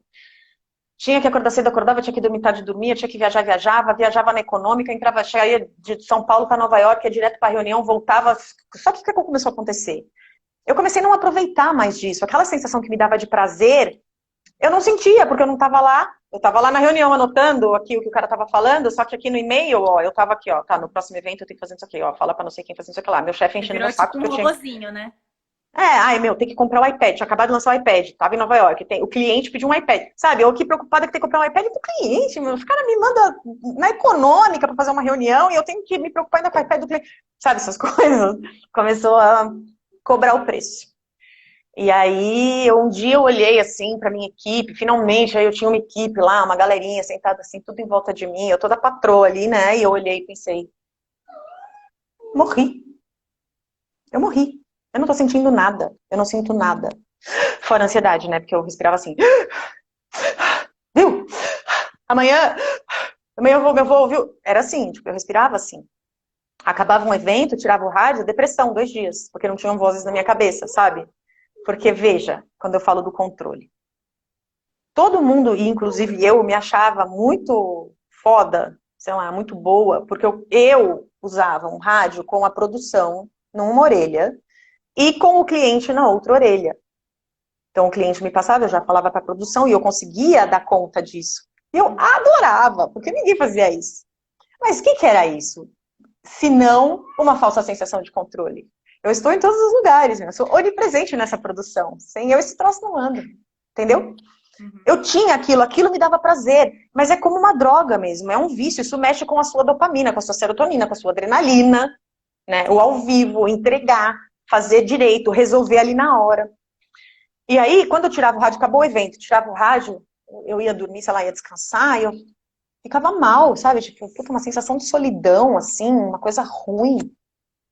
Porque no fim você não tinha as outras áreas da vida desenvolvidas tava tudo ali, né? Não tem, Total. não tem, como é que fala? Não tem mágica. Veio muito pra Total. E cá, foi uma assim. coisa que. E eu vou te falar que é assim que o sucesso te leva à infelicidade. Esse é o caminho, bonitinho. Anotem aí, gente. Se vocês estiverem vivendo isso, tá errado. Pode voltar para trás, volte 3 casas. Entendeu? Você tem essa falsa sensação de controle, falta de prazer naquilo que você faz, não estar presente, não estar conseguindo desenvolver outras áreas da sua vida que não a profissional. Porque não depende disso você ser fodão. Não depende. Entendeu? E aí foi. Ó, ladeira abaixo. Rolando com as pedras. E aí, quando que você decidiu? Vou tirar um sabático e rodar o mundo. Eu, puta, eu decidi 2 vezes. Você vê como eu tinha controle da minha vida? Eu decidi 2 vezes. A primeira foi o dia que eu pensei em me suicidar, de verdade. Caraca. Eu tive uma crise de falta de ar, eu tive um ataque de pânico, eu morava sozinha no meu apartamento, eu olhei para a janela, eu não conseguia respirar, eu não sabia o que eu tinha, e eu resolvi ir para a varanda para tentar pegar um ar. E nesse momento eu falei, vou me atirar, porque eu não sirvo para nada, não tem nada, minha vida é uma bosta, eu sou uma pessoa sozinha, não tenho prazer em bosta nenhuma, vou me matar. Só que eu estava muito consciente, e nessa hora, em vez de me matar, eu liguei pro meu pai, falei, vou dormir aí, enfim, né, tipo, eu consegui superar esse momento. Uhum. Um dia depois, porque nesse dia, era noite, né, era na hora de dormir, eu acabei ficando na casa dos meus pais, dormi lá. No dia seguinte eu não fui trabalhar, né, apesar de querer, minha mãe que não deixou, não, tô brincando, eu não queria. Mas no dia seguinte eu fui pedir demissão. E o meu chefe, eu lembro muito bem que ele falou assim pra mim, puxa, ele sentiu muito, tal, ele foi bastante empático com a minha situação, mas ele falou, algum dia eu já te pedi pra fazer tudo isso? Eu Olha. pedi pra você se entregar desta forma que você se entrega? Essa exigência vem de mim? E eu falei, não, ela vem de mim. Ele falou, então não vou deixar você pedir demissão. E eu falei, tá bom. Nossa, E, sabedoria, gostei da. Não, isso tá e certo. então eu falei, porra, ele tem razão, sabe? Eu tenho que melhorar. Tá em mim isso aí. Bom, enfim, trabalhei, isso era setembro. No fim, eu acabei descobrindo que era 50-50, não era só eu, não. Eu tenho essa mania de achar sempre que sou eu, né? A pessoa fala, eu já me culpo logo de Uhum. cara. Era 50-50, pelo menos, talvez até 60-40, quiçás 80-20 no lado dele, ali da pressão. De repente não, E, mas enfim, não vamos falar disso. exato, mas ele foi tentando ser legal, tá. Setembro e fevereiro eu pedi demissão de novo. E eu pedi demissão de novo em fevereiro e só consegui sair da empresa em maio, tá? Então, mesmo depois de ter pedido demissão de verdade, falado, chega, sim, você me fode aqui, não quero mais. Eu ainda demorei, tipo, 3 meses para conseguir, de fato, deixar a empresa. De tanta coisa que tinha pendurada em mim, que eu não podia Caraca. deixar, que eu tinha que entregar, que só eu sabia, entendeu? Então, Quer aquela dizer, não coisa de tinha. ser insubstituível, no fim, eu quase que fui, só que a custa de quê? E nem sócia da empresa eu era só uma empregada, Sim. entendeu? Uhum. Então, foi nesse dia, foi nessa situação aí de loucura, quando eu realmente percebi, eu não tenho o controle, eu não tenho o controle, eu achei que eu sabia o meu limite e eu não sei. Então, meu corpo veio, me deu um soco na cara e falou, esse é o limite aqui, Uhum. chega. E aí meu mundo caiu, né? Tipo, desmoronou, porque foi aí que comecei a minha desconstrução. Tudo que a gente conversou até agora foi um período de construção. Aí eu me desconstruí, falei, opa, quem é essa pessoa aqui? Que já não gosta mais daquilo que ela falou que ia fazer pelo resto da vida. Eu falo isso sempre, sabe? O crush. Você tem o crush, o cara que você adora, mas ele é abusivo com você. Então ele não é pra você. Você ama eventos, mas não é pra você. Você ama comunicação no Brasil, mas não é um mercado que é pra você, porque hoje eu entendo dos meus valores e meus valores não permitem o abuso que é este mercado. Simple like Entendeu? that. Uhum. Foi isso. E aí, me fala uma coisa, como é que você definiu o seu roteiro de volta ao mundo? Que definiu o roteiro o quê, menina? Não teve roteiro, não? Falou, Não, agora eu eu vou defini o enlouquecer. seguinte. Não, o que eu defini foi, vou sair de férias, porque eu tô desempregada. Eu tenho aqui meu dinheiro, né, de rescisão, eu vou tirar férias. Vou ficar 30 dias de férias, pensando, vendo o que eu vou fazer, me reorganizando, me reagrupando. Meu primo morava em Barcelona, nessa época na Espanha, eu Ai, falei, que vou ficar cidade com ele. chata. Uma cidade chata, um primo chato também, num lugar super chato de Barcelona. Mas enfim, para quem não podia gastar dinheiro, meu, tava perfeito, né? Eu comprei um voo de ida para Barcelona e ia ficar lá na casa do meu primo e voltar. Só que no meio da minha viagem para Barcelona, os meus amigos da publicidade me avisaram que ia ter Cannes. E eu, como atendimento, nunca pude ir para Cannes. Porque as agências não pagam para atendimento, por mais que ele tenha sido responsável também pela peça que ganhou o prêmio. Né? Só vamos criativos. E eu falei, cacete, tô na Espanha, a França é logo ali, vou para Cannes. Fui pra Cannes, meu, amei, vi meus amigos, fiquei lá. E aí lá eu descobri que os meus amigos, alguma parte deles, ia seguir viagem de férias. Eu falei, então eu Why vou not? também. Acho Então eu que vou não. também. Então eles tinham lá um roteiro. Eu saí da Espanha, fui pra França. A gente viajou um pouquinho lá na França, ali na Riviera, né? Aí de lá a gente foi pra Polônia, a gente foi pra Cracóvia e pra Varsóvia. Daí a gente foi para a Rússia, a gente foi para Moscou e São Petersburgo. Pegamos um navio, fomos para a Finlândia, para Helsinki. Aí a gente voltou para a Hungria. Da Hungria eles foram embora. E aí começou a me dar muito pânico, né? Porque, puta, já tinha passado, sei lá, 2 meses já daí, né? E eu Nossa, pensei, vim pra. só passaram 2 meses. Eu viajei, a minha cabeça já foi. Não, vai, sei lá, vamos, sei lá, 3, 4 dias em cada lugar. Uhum, sim. Passou. E eu tava precisando começar a pensar em voltar, e arrumar emprego, e voltar a me capitalizar, mas eu não queria voltar, né? Eu não queria voltar de jeito nenhum, eu não tinha, na minha cabeça, eu não tinha pra quê, por quê, pra quem voltar. Eu não tinha emprego, eu não tinha marido, eu não tinha porra nenhuma. Eu falei, não, não quero. Medo, sabe, de não saber o que eu ia encontrar. E aí eu fiquei. E da Hungria, quando eles foram embora, eu fui pra Alemanha. E daí eu fiquei viajando pela Alemanha sozinha, até o dia que um amigo meu, que é o Serginho, que é o marido da Juliana, que eu contei, que também é um amigo dessa época da publicidade, ele me deu um ultimato. Porque um pouco antes de eu viajar, ele me convidou para ser madrinha do casamento dele. E eu aceitei muito graciosamente, muito agradecidamente. E fui viajar. E ele e a Juliana haviam planejado fazer um almoço para os padrinhos dele conhecerem os padrinhos dela, e todo mundo já tá um grupão de amigos no dia do casamento, que aliás super legal. E ele tinha marcado esse tal desse almoço pro dia tal. Aí eu falei, puta, mas no dia tal eu não vou estar. Não, tá bom, então, ó, Calinha Cacete, eu cancelei o almoço por causa de você. Marquei pro dia tal. Então, Serginho, não vou voltar dia tal, sabe o que que é? Eu tô aqui em Frankfurt, eu não vou voltar. Aí, cacete, Calinha, tá, não sei o que, tá bom, beleza. Aí, sei lá, um dia ele me perguntou, marquei pro dia tal. Eu falei, ai, Serginho, eu falei pra minha tia que mora nos Estados Unidos que daqui eu vou pra lá. Aí ele falou, tá, que dia você vai voltar? Porque se você quer ser madrinha do meu casamento, você vai me dar uma data pra voltar pra este almoço. Toma essa. E eu falei, cacete, quem disse que eu não tenho nada, né, pra voltar? Eu tenho pra voltar pra isso daí. E na hora eu pensei, o que que eu tenho mais, tempo ou dinheiro? Eu tenho tempo. Então eu entrei nas companhias aéreas, escolhi a passagem Nova York e São Paulo mais barata que tivesse, e era dia 20 de outubro, não, era dia X de outubro, escolhi esse dia e falei pra ele, ó, eu vou voltar dia 20, ele falou dia 22 é o almoço. E nisso deu Tá quanto bom. tempo que você ficou viajando? Acho que mais um mês ou 2 meses, talvez, 2 meses nessa história toda, porque no final de tudo, eu acho que fiquei 4 para 5 meses fora.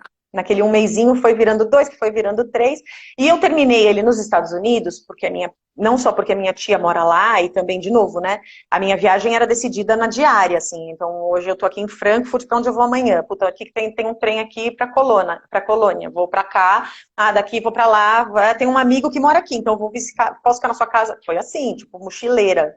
Eu tava com uma mala de 9 quilos, inclusive tinha que ser 9 quilos, porque eu só fazia voos de low cost, né, de empresas de baixo custo, e eu não podia aumentar uma grama na minha mala. Inclusive, quando eu comprava coisa, por exemplo, na Alemanha eu passei muito frio, tive que comprar coisas. Eu larguei coisas no hotel, Olha. sabe, assim, tipo, não... Porque... E não é só de pagar o voo, né? Era eu viajando sozinha com aquela mala. Lá na Europa, você paga os lugares para ficar, não tem elevador, você tem que subir naquelas escadinhas estreitas com a mala, enfim. E aí foi isso. Daí eu decidi que ia voltar por ele espontânea pressão. Não, eu Maravilhoso. ia falar que eu fui para os Estados Unidos porque eu pensei, tinha um evento, era um evento sobre eventos. E eu falei, é melhor eu já começar a voltar pro clima.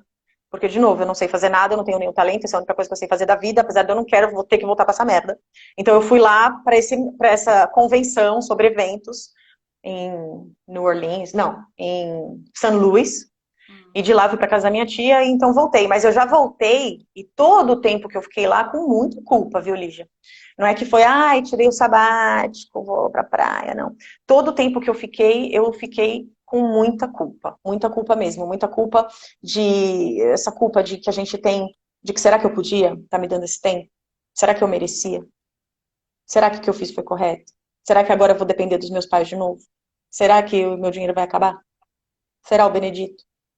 Mas também com 10 anos e gerando essa viagem depois de uma crise de burnout, também não é de um dia para o outro que você ia mudar, principalmente porque você estava viajando sem as preocupações de evento, então deve ter vindo assim, que veio da consciência emanar, né? Tipo, Carlinha, eu sou você, né? Tipo assim, aquele encontro com É, você mesma. eu comigo mesma, né? Eu comigo mesma, só olhando pra minha cara ali. Eu achava que eu ia achar um marido lá na Alemanha. Lá na Alemanha eu já achei que eu ia achar meu marido, que é uma outra história. Eu não falei com nenhuma pessoa, fora os recepcionistas de hotel. Entendeu? Então tava.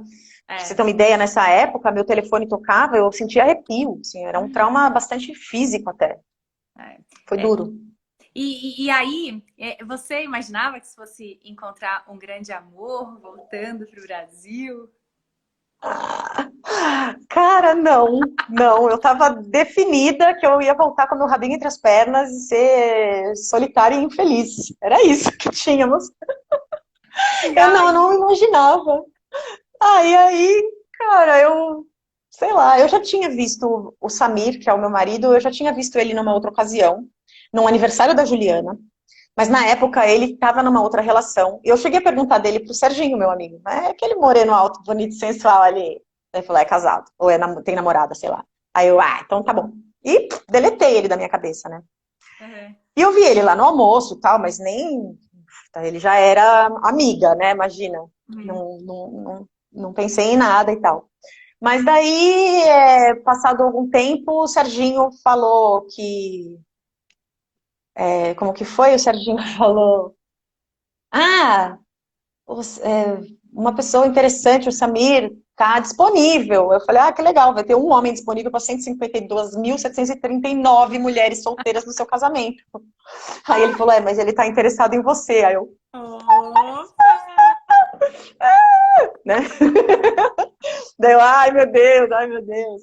E foi assim, daí no fim, a Juliana e o Serginho arquitetaram de uma forma bastante amigável e amorosa, um encontro antecipado entre nós dois, porque eles pediram algumas dicas para mim sobre o evento que eles iam fazer do casamento, né? Por conta de iluminação ou projeção, não me lembro. E pediram para o Samir ir nesse mesmo dia fotografar. E aí, eles eram em Guararema, né? Uma cidade fora de São Paulo, então eles foram me buscar e quando eu entrei no carro, o Samir tava. E aí, quando eu olhei pro Samir, assim, ele olhou pra mim, eu falei, ferrou. Falou, Ai, meu Deus. que Aí foi legal. assim, tipo, não tinha ideia, foi... Muito bom. Foi uma surpresa do universo para mim. Ah, que legal. É merecido também, né? Depois de tanto tempo se dedicando pro evento, que bom que começou a orquestrar. Mas eu acho muito legal, tá, Carlinhos? Eu tenho pesquisado, assim, só fazer um comentário para a gente ir pro capítulo Chile, né? Mas, assim, essa parte de quando a gente olha para dentro da gente, e querendo ou não, você fez esse movimento, mesmo que o encontro não tenha sido o mais gostoso possível no primeiro momento, quando você viajou. E eu acho que, e eu tenho lido muito sobre isso, do quanto que a energia que você tem dentro de você, o quanto que ela reflete no que vai acontecer de fora, né? Então, eu acho que assim, né, não foi óbvio, nenhuma coincidência também, o momento que você parou, que você realmente decidiu olhar para você, se deu tempo, com culpa ou não. Você foi viajar, né? Estando com culpa ou não, estando feliz ou não, tipo assim, a ação foi feita, você se encontrou, foi legal se encontrar com você mesma? Putz, talvez alguns dias sim, outros não. E aí você volta e tenha, né? Parece que aí os astros se alinham e tal. E eu acho que não é à toa, né? Esse equilíbrio de quando a gente resolve dar uma atenção para cada. Primeiro pra gente, né? Dentro, né? E menos pros outros, menos pro trabalho e tal. Eu acho que o resultado é muito rápido, né? Tipo, nesse aspecto, né? De novo, não é um resultado, não é uma coisa fácil. Mas eu acho que olhar para dentro da gente, isso sim é insubstituível. Assim, isso sim é uma tarefa que você não consegue terceirizar, né? Não, Isso ninguém vai de fazer por jeito você. nenhum. Então, Não, e nunca ninguém tinha me contado o quanto isso era importante. Eu fazia terapia porque era importante fazer terapia, porque quem não tem issues, né? Quem não tem questões a serem trabalhadas? Aliás, a primeira vez que eu fui na terapia, eu fui por outra pessoa, nem por mim. Eu fui porque eu achava que a situação dos meus pais estava um pouco saindo de controle ali, eles estavam com uma relação meio turbulenta, na época que os avós começam a ficar doentes, sabe? E eu fui atrás de terapia por causa dos meus pais, nem foi pra mim, sabe? Eu sempre focada lá no outro. Então, eu não tinha essa consciência de que se conhecer era tão importante, é, sabe? Eu não tinha essa consciência. é, Eu achava que eu sabia quem eu era, mas não. Que, eu aliás, meio que fui descobrir só pra cá, viu? Já, né? Já próxima da idade que eu tenho e já aqui no Chile. e aí, de repente, Dona Carla tá. E aí, gente, a gente falou de. Aí corta pra cá, né? Tipo, o tempo voa quando a gente se diverte, a gente tá 1h10 aqui, gente, mas fica aqui, porque eu tô achando o papo muito bom. Você tem mais um pouquinho de tempo, né, Carlinha? A gente pode continuar. Tenho, só não quero Então tá bom. chato. Não, gente, continua aqui, tá? Porque o capítulo é bom agora. E aí, você, de repente, estamos aí no Chile, tá em Santiago há 5 anos, né? Foi com o Samir nessa empreitada aí pra morar aí. Aí, de onde que veio o talento? Você olhou alguém comendo brigadeiro e falou, é isso? A gente vai completar 7 anos aqui, agora em agosto. Que Sete legal, muito anos. tempo. É. Aqui, essa coisa da brigadeiria foi uma questão bastante dura, bem baseada no autoconhecimento. Porque, de novo, né? Eu não tenho nenhum talento. Essa aqui é a questão. Eu não tenho o talento que a gente está acostumado a ouvir, Lígia, desculpa, é que a gente saiba desenhar, pintar, cantar, que a gente seja um bom cirurgião, um escritor, entendeu? Eu nunca considerei que as coisas nas quais eu sou boa fossem talentos, porque a sociedade é assim, porque eu sou cuturrona com esse assunto, sei lá, porque minha autoestima, não sei. Eu só sei que eu nunca considerei tudo que eu construí um talento. E chegando aqui, de novo, eu não tenho talento, o que eu vou fazer? Eu só sabia que eu não queria voltar para eventos. E eu vou falar para comunicação. E eu vou falar que chegando aqui, a primeira coisa que eu fiz foi entrevistas. Eu fui em agências. Uhum. E só das pessoas falarem os termos já me arrepiava, eu não queria aquilo. Você imagina que o mercado chileno, ele é mais atrasado em alguns sentidos do que o mercado brasileiro em comunicação, né? Em Uhum. propaganda, em criatividade. Imagina que eu ia voltar 5 anos para trás para fazer uma coisa que eu já sabia que eu não queria mais, né? Então, e como eu estava voltando de um período muito de esgotamento total, eu queria trabalhar com alguma coisa que fosse mais silenciosa, que não precisasse usar rádio, que não tivesse ninguém falando comigo, que fosse bonita, que fosse cheirosa. E eu pensava em flores ou brigadeiros. Uma Ah, brigadeiria, uma floricultura, mas chegar nisso foi um processo bastante árduo. Eu busquei, eu não podia trabalhar logo que eu cheguei, porque eu não tinha visto, então eu aproveitei desse momento para conhecer a cidade e para fazer sessões de autoconhecimento. Eu procurei um coach, uma coach no caso, Conversei com ela sobre tudo isso aqui que estou conversando com vocês hoje.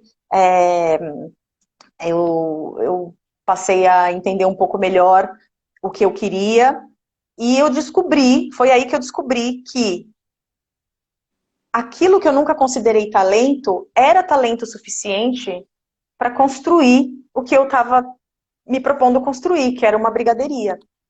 E viver aqui no Chile, e eu falo que também foi árduo, porque no começo quebrou todos os paradigmas que eu tinha criado de mim mesma, né? Tudo o que eu achava de mim. Quando você, a mulher forte, a mulher, a feminista, a sindicalista, a que vai, a que põe o dedo no nariz da diretora, que briga com o coreaninho.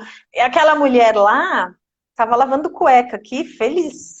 E eu falava, gente, eu tô aqui regando planta, e tô feliz. Se você contar pra alguém, eu nego até a morte. Eu não tinha entendido que tava tudo bem, sabe? Eu falava, quem é essa pessoa que acorda sem o despertador e é feliz? Sabe? Que sai pra almoçar caminhando. Eu não tava me entendendo muito naquilo, sabe? E eu pensava isso, sabe? Como sem nenhum talento eu vou querer construir uma coisa? Sem ser criativa eu vou construir uma coisa. E no fim, de novo, né? Tá com medo, vai com medo mesmo. Falei, vamos, fui, comecei a fazer, porque afinal o investimento inicial da brigadeiria é uma lata de leite condensado e líquido, chocolate em pó, né? Comecei a fazer, o negócio começou a E você rodar, que as começou pessoas a fazer começaram a o doce, pedir. você começou a Eu cozinhar. fazia em casa, eu É. fazia em casa, o Samir levava para Kimberly, porque a gente não comia, né? Tudo. Então, eu fazia, ele levava, eu fazia, ele levava. Tem reunião, leva brigadeiro. Vai ter churrasco, sei lá, leva brigadeiro. Vai vir o diretor, não sei das quantas, leva brigadeiro. Mas você tá E vendendo aí, brigadeiro. não, a gente É, só despejava os brigadeiros, eu tava tentando aprender, tá. né? E aí fui aprendendo, fui fazendo um monte de curso aqui de empreendedorismo, de tudo quanto é coisa, modelo de negócio, tudo que você pode imaginar sobre empreendedorismo. Graças a Deus aqui isso é uma coisa que o Chile tem de vantagem, né? Eles dão muito incentivo, muito conhecimento gratuito através das municipalidades, né? Dos bairros. E fui estudando, fui fazendo, e um dia uma pessoa pediu. Aí a gente falou, puta, então eu vou cobrar. Aí sentamos na frente do computador, Samir fez um logo em PPT, eu transformou em JPEG, fez um cartão, toma aqui esse cardápio por WhatsApp. Tinha 3 sabores, sabe assim? E assim começou a Negrito Brigadeiros. Que demais. Você imaginava que ela fosse tomar a proporção que tem hoje? Eu vou te contar a verdade. A verdade é que ela não está na proporção que eu gostaria que ela estivesse hoje. Tá bom. E só tem uma pessoa que pode ou não fazer com que a brigadeiria seja de determinado tamanho. Essa pessoa sou eu. E durante todos esses anos eu também investiguei porque que eu queria que ela estivesse num lugar onde eu não levo ela. E mais trabalho de autoconhecimento. Gente, não existe vida sem autoconhecimento, tá? Queria deixar esse recado. É Maravilhosa. um processo. Dentre muitos recados, né? Carlinha, assim, agora só um comentário que eu quero fazer, mais um comentário que eu quero fazer, é que tudo bem, acho que essa parte de... Quanto mais eu leio, tá, Carlinha? Desde o final do ano passado eu tenho lido muito sobre esse negócio de autoconhecimento, de amor próprio, de autoconceito, autoimagem. Inclusive, ficou um hábito na minha vida. Todos os dias eu olho no espelho, falo que eu me amo e trago alguns elogios, trago alguma coisa que rolou de legal no dia. E, cara, que mudança que isso faz na vida, assim, real, quando a gente... De repente você se acostuma a olhar para você mesmo e falar, nossa, que legal. E uma coisa que eu acho que é muito legal dessa história é que, independentemente de todas as crises, autoimagem, autoconceito, né? Não olhei para dentro de mim, você nunca teve medo, e eu acho que isso é muito legal num aspecto profissional também, para quem está ouvindo a gente e pessoal, que você nunca teve medo de quebrar o status quo e se arriscar em algo que teria um preço de começar do zero. Né? Tipo, putz, você voltou, você falou que estava num cargo alto como comissária de bordo, você voltou para ser estagiária na agência de publicidade. Você saiu da agência de publicidade também, imagino que bem, e aí você foi começar em evento com 30 anos, que também tem um tabu do tipo, putz, 30 anos. E aí eu vou falar, na sua época, ainda mais forte. Tipo, eu tenho 30, se eu falar que vou mudar de área, vai dar um caos. Mas na sua É, ainda era a mais, né? Então você sempre teve coragem. Então a minha. E eu acho isso muito inspirador, assim, real mesmo. E de repente foi pro obrigada. Chile. Porque, cara, tem muita gente infeliz em relacionamento, infeliz em trabalho, infeliz em área, mas tá confortável. E aí é preferível ficar naquela pseudo alegria confortável e não enfrentar. E eu acho que você, assim, putz, você deu muita cara a tapa. E eu acho isso muito, assim, muito, muito admirável. Real, putz, sei lá, uns 4 quebras aqui, cara, e É. mudar de país e isso, puta, que legal, assim. Eu fico muito admirada, assim, de verdade, de poder Muito ouvir essa obrigada. história. Muito Eu legal, acho muito. que. Obrigada, Lígia. Até Um eu tô prazer querendo me ouvir isso. emocionar aqui, ó. Ó, Eu vou deixar você falar agora, vai, você que fala. não, é que eu acho que tem uma coisa que eu aprendi, que geralmente. Tem uma coisa que eu aprendi nisso tudo. Que nada é para sempre. Nada. Nada é para sempre. Nem aquilo que você quer que seja. Se tem uma certeza, aliás, tem duas certezas na vida. A primeira é a morte. E a segunda é que haverá mudanças. As coisas vão mudar, a começar por você, pelos seus valores. Então, pensando nisso, apreciem o privilégio de serem livres. Sabe? A gente tem que apreciar o privilégio de falar: eu amo este cara, mas ele é abusivo. Eu vou dar o fora. Não tenho medo? Mentira, claro que tenho. Você falou, não tive medo. Claro que eu tive. Tenho, todos os dias, eu tenho um empreendimento. Eu estou num outro país com uma pessoa. Depende, ela é minha família aqui, essa uma pessoa. Claro que eu tenho medo. Mas tem que ir com medo mesmo, porque senão, imagina que eu ia estar lá na agência de propaganda até hoje, eu sendo comissária de bordo. Aliás, eu já ia estar aposentada se eu fosse comissária de bordo. Imagina. Entendeu? Eu acho que a gente tem que se permitir e pensar que, claro, eu estou falando aqui de nós, quando eu falo de liberdade, eu estou falando dessas nós aqui dentro da nossa bolha, que a gente pode ir, porque se não der certo, a gente tem para onde voltar. E quanto mais você se conhece, mais você entende que voltar não é para um lugar, é para você mesmo, entendeu? É para você mesmo. E isso é que vai te levar para frente, sabe?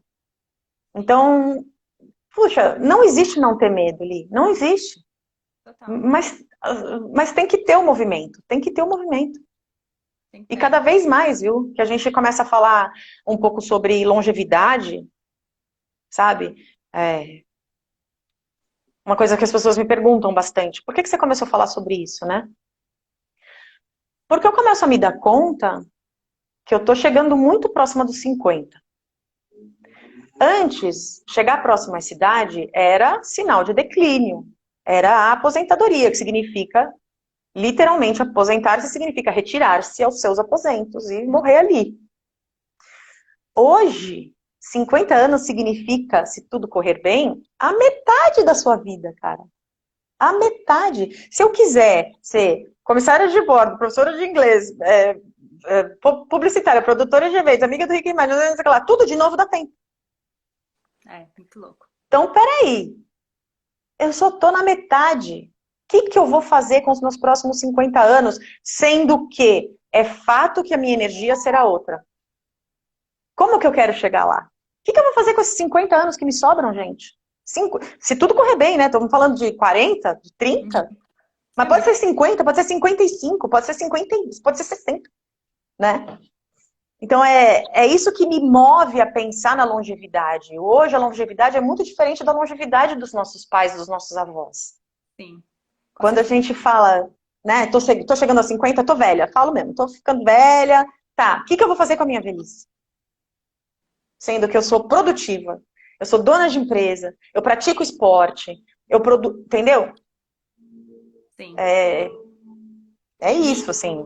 E a minha pergunta nesse tema, você, como que, né, como comissária de bordo lá atrás, usando a 24, nos seus cabelinhos curtos e tal, hoje, né, tá se aproximando aí mais pruenta, né, dos 50, com esses cabelos longos e deixando o branco florescer. Como que tá essa experiência de deixar o branco? Porque tá polêmico, né, para alguns comentários. Tá polêmico, e eu vou te falar que o tabu de deixar o cabelo branco é descobrir que isso ainda é um tabu. Eu não tinha noção, cara, porque eu falo, né, a gente vive ali na nossa bolha da internet, seguindo as contas que a gente gosta de seguir, Então a gente acha que o mundo tá naquela Tá ali. sintonia, mas o mundo, o mundo não tá, não. Aquilo ali é o seu viés de confirmação, só. Porque a primeira vez que eu pus o pé na rua com meu cabelo branco, eu ouvi que eu devia pintar. Entendeu? Aliás, eu tive um episódio que passou muito recentemente, que eu contei no meu Instagram e que gerou bastante discussão, que é exatamente a questão que eu quero trazer. Porque eu comentei que um amigo meu me falou que eu deveria pintar meu cabelo, Uhum. né? E as pessoas todas tiveram uma reação imediata de falar, pelo amor de Deus, quem ele pensa que ele é? Manda seu amigo tomar no cu, você devia ter mandado ele parar, não sei o que você falar. Porque ninguém pediu opinião, você pediu a opinião dele, isso. Mas, veja bem qual é o problema real. Não é ele ter emitido opinião, essas coisas aí. Até porque, neste episódio particular, ele falou de um lugar de carinho. Uhum. Era um momento carinhoso. Ele pegou no meu rosto, ele estava na cabeça dele, aquilo era um cuidado comigo ali. Uhum. E é aí que mora o problema. Porque na cabeça dele, uma pessoa quase 20 anos mais jovem que eu ter os cabelos brancos vai acabar com a minha imagem. Eu passo a ser uma mulher indesejável, que não é desejável. Eu passo a ser improdutiva. Eu passo a ser inconveniente. Eu passo a ser tudo o que a carga incontratável, tudo o que a carga do cabelo branco traz. Mas Uhum. peraí, eu tenho mais 50 anos de vida pela frente. Eu sou tudo isso? O que eu vou fazer com esses 50 anos? Não é mais assim. Então, millennials, queridos, vocês são as pessoas que contratam a partir de agora. E por muitos anos ainda contratarão. Não tenham esse preconceito. Os cabelos brancos de hoje em dia não são os cabelos brancos dos seus avós, Total. sabe? Então, eu não senti nenhum problema dele ter me dado a opinião dele. Ele estava falando de um lugar de carinho, mas esse carinho dele significa que ele é mega preconceituoso, gente. Mega. E ele é meu amigão. Eu achava que ele estava na mesma bolha que eu estava, discutindo esses assuntos. A gente discute hoje sobre o racismo, sobre o feminismo, sobre o etarismo, que é o preconceito com a idade. Eu achei que ele estava conectado com isso. Tá porra nenhuma. E ele não é o único, porque eu ouvi isso de outras pessoas em outras ocasiões, inclusive rudes aí, no sentido de que todo mundo achou que tinha sido, sabe? Sim. Então essa que é a questão. A gente não pensa que todos nós, se tudo correr bem, envelheceremos. É. Como a gente quer Não. envelhecer? Se a gente tem preconceito com velho. E isso deu mais combustível pra deixar o cabelo branco? Ou deu uma travada? Hum, não, no dia, obviamente eu fiquei chateada, mas foi uma coisa de vaidade, né? Porque você nunca fica feliz, nunca, é impossível você ficar feliz. Falar assim, ai, puta, Lígia, esse óculos é bonitinho, mas eu gostava mais do outro, viu? Você ficava mais bonitinho com o outro. Você Bonitinho, vai mas deu uma ficar aquela... travada em você, menina?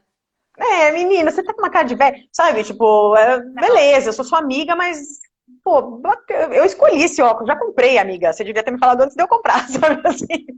Então, Sim. assim, claro, feriu o meu ego, mas a questão do meu cabelo especificamente, quando a gente fala de cabelo, eu tô muito tranquila, sabe por quê, Li? Porque nada é para sempre. Se essa desgraça desse cabelo crescer, o branco aqui, porque no fim não tá crescendo branco, né? Mas enfim, aqui. Se esse cabelo crescer, chegar aqui, o que tá me incomodando mesmo é a transição, né? São as mechas pro cabelo natural. Se o cabelo crescer branco e eu não gostar, o que eu vou fazer? Amigos. Pintar, cortar. Pronto, tá resolvido. Tá resolvido. Não gostei? Corta. It's Não up to tem que you, né? chorar, sabe? É. Eu não assinei nenhum contrato que eu vou ter que ter os cabelos brancos porque eu falei no Instagram que eu... Ah, claro que é essa. Não, É. entendeu? Eu Não, vou ter os inclusive, cabelos que me total. fazem bem. É isso, são meus. Esse, né? São Não, meus e a cor deles não me define. Nem me define como jovem, nem como velha, nem como desejável, nem como nada. Não é o meu cabelo que me define. É maravilhoso. isso. Muito bom, muito bom.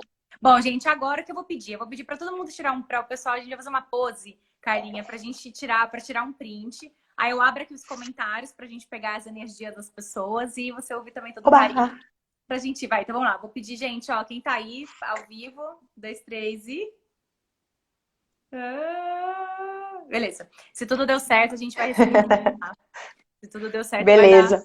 Então vamos lá, deixa eu abrir aqui os comentários para você também conseguir ter. Ah, a Cris já tinha comentado que ia provar aí os seus brigadeiros aí no Ah, Chile. legal. Muito bom. Ah, e só uma pergunta aqui que veio de uma amiga nossa, menina Varela. o que você queria realizar e não realizou nesse caralho de vida?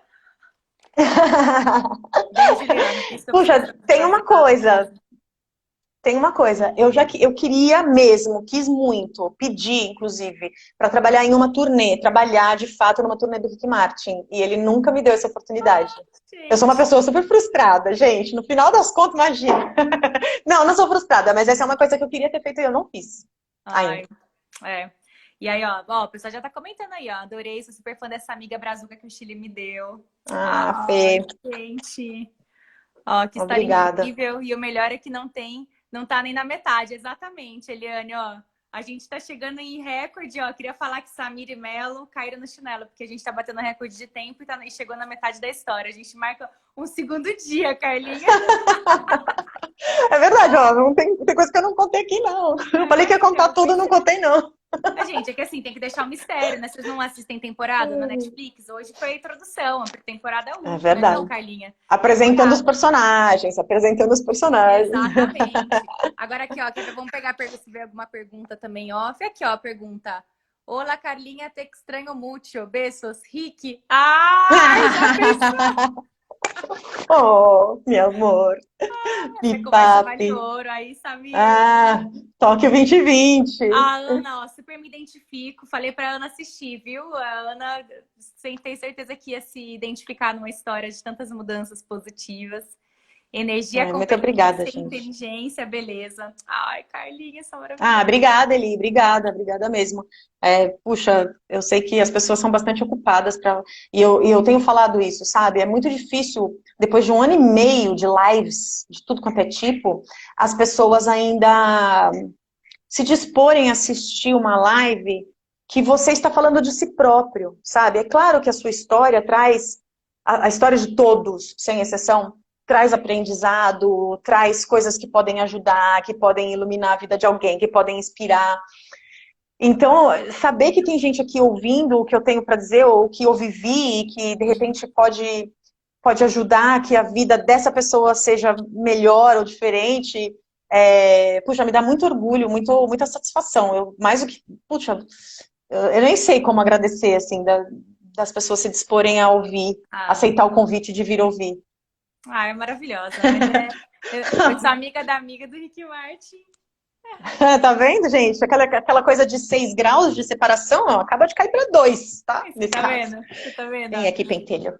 Você agrega, essa live ensina muito. Não, mas assim, gente, se tem um aprendizado que eu acho que a Carlinha deixa dentre tantos, né? Ela me dá aula de inglês.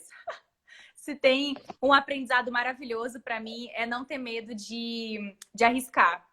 E eu acho maravilhoso, o Carlinha, que assim, estar no lugar que a gente está, ele dá uma falsa sensação de segurança, uma falsa sensação de estabilidade, porque a gente tende a terceirizar que essa mudança vai acontecer pelo outro. E aí não tem o que fazer, né? Ah, E se não acontecer, né? E se você não não, for mandado total. embora? E se o negócio não falir? E se você não levar o pé na bunda, você vai querer continuar como você tá? Então, Ah, total. Não, e quando eu falo que nada é para sempre, é para lembrar que nem as pessoas. Você é, não pode. Se tem um recado para eu deixar, assim, não coloque a sua felicidade na mão de alguém. Essa felicidade está só na sua mão, né? As pessoas também não são para sempre. Muito. Claro que a gente tem amigos e são amigos que duram para sempre, mas a convivência muda, as sim. prioridades mudam ao longo da vida. Então, Nossa, é você viu, importante. né? Eu vou marcar uma live ainda com você e com a Candice, viu? Acho que a gente tem que colocar um bate-papo sobre longevidade together. Porque Puxa, ela adoraria aprender bastante, né? Porque ela é é. super esperta no assunto e eu tô só Não, você tá começando. vivendo um assunto maravilhoso. É, muito Muito bom. legal. Ó, me identifico muito. Deixei minha vida de cantora e tô na busca de me reinventar. Dicas? Puxa, Eli, eu acho que você tem que pensar. Eu acho que o que eu dou de dica é aquilo que eu aprendi. Considere tudo o que você viveu como um talento que você tem, sabe? Então, por exemplo, eu construí a brigadeiria e falava, pô, eu nunca empreendi, eu não sei nada de negócio, mas eu sabia de comunicação. Eu sabia de fazer RP. Foi assim que eu construí a brigadeiria, em cima de RP. Eu fui lá e fiz uma relação pública, claro, pedindo ajuda para pessoas que eu conhecia, mas, poxa, eu sou uma pessoa comunicativa. Vou usar do meu poder da comunicação para comunicar a abertura da minha empresa. Entende? Esse é um talento. Puxa, o que eu sei fazer? Eu sei fazer brigadeiro, bem, bonito, gostoso. Então, a gente às vezes fica muito apegado naquilo, eu sou cantora, eu sei cantar, é só isso que eu sei fazer. Não, você sabe cantar e tudo aquilo que está envolvido na sua carreira como cantora. E tudo isso você pode usar para seguir em frente, para mudar, se você quiser mudar. Tudo isso. Tudo isso faz parte de você e são forças suas, né? Maravilhosa. E por isso, de novo, né, essa questão que você falou do autoconhecimento, né? Eu acho que autoconhecimento, reforça o autoconceito, a autoimagem, porque assim, se a gente não olha no espelho e fala eu sou foda, não vamos ficar esperando alguém te contar isso, né? Você tem que... A gente... Opa! Ficou bravo. Tá bom. Ele emocionou. Ele viu alguém ali. Eu só uma última coisa que também foi um aprendizado bastante grande para mim. Que a gente, quando vai se autoanalisar, a gente foca muito no que é negativo. E sim. pouco em detrimento do que é positivo. Então você está sempre focado no que você não tem, no que você ainda quer, mas e o que você tem? O que você já conquistou? Aquilo que faz de você quem você é. Por que você não lembra disso? E no final das contas, ter essa consciência é que dá aquela coragem que você falou pra gente fazer o movimento, sabe? Porque tudo isso eu fui construindo. Quando eu voltei para São Paulo, eu ainda trabalhei um pouco como freela de eventos. Por quê? Porque eu tinha construído aquilo. Pessoas que confiavam em mim, né? Um talento dentro de um mercado. Então, importante. E eu não pensava nisso, sabe? Eu só falava, eu não sei, eu não quero, eu não tenho. Mas e o que eu sei, o que eu quero, o que eu sei que eu tenho, sabe? É nisso que eu tenho que me apoiar, não no que eu não tenho. Sem dúvida. Muito bom. É isso. Bom, gente, então assim, batendo recordes aí dos nossos 95 minutos, porque o tempo voa quando a gente se diverte, tem papos gostosos e papos profundos. E chegando aqui no finalzinho, eu quero deixar aqui Você já falou bastante disso aqui, acho que muito, mas eu vou comentar, porque aí todo mundo já pega lápis e papel para anotar. E aí é o momento de inspiração aqui final com Carlinha, mais um, né? Tanto que a gente já teve. Que é o que você deixa de mensagem com quem está com medo de mudar de rota, ou mesmo de dar um primeiro passo para se reinventar na vida, seja ela pessoal ou profissional. O que é o empurrãozinho que você precisa dar para quem está ouvindo a gente aqui nesse momento? Eu acho que um pouquinho de tudo o que eu falei. Você lembrar que nada é para sempre e que, portanto, se você for e não encontrar o local que você queria encontrar, você sempre pode voltar. Por que você pode voltar? Porque ao longo da sua vida, você construiu. Quem você é hoje é resultado de uma construção de pessoas, de comunidade, de talentos, de emoções. Acredita não, né? Na verdade, lembre-se que você tem isso. Que é isso, é um porto seguro. Não é a sua casa, seu apartamento, seu marido, que é o porto seguro. Porque eu pensava isso, né? Eu falava, não tenho para quem voltar, para que voltar? Puxa, eu tenho tudo o que eu construí para onde voltar. E é isso que você precisa para ir. Pode ir, porque se você precisa voltar, você tem para onde. Foi você que fez. Eu acho que é isso. E eu sempre falo aquela frase, né, que você até postou hoje, que lembra quando você só desejava aquilo que você tem hoje? Por que eu gosto dessa frase? Porque ela é um reminder, um lembrete de que você é capaz. E que você e seus objetivos estão a uma decisão de distância. A uma decisão. Vai ser fácil? Não. Foi fácil a minha história inteira? Não, gente. Passei perrengue até não poder mais. De verdade, emocional. Passa, todo mundo, quem não passa, né? Mas as coisas aconteceram. Fiz, sabe? Fiz, continuo fazendo. E tenho mais 50 anos, se Deus quiser, para continuar. Sim. E se Deus quiser, as pessoas mais jovens vão me ajudar. Sim. Chega de preconceito.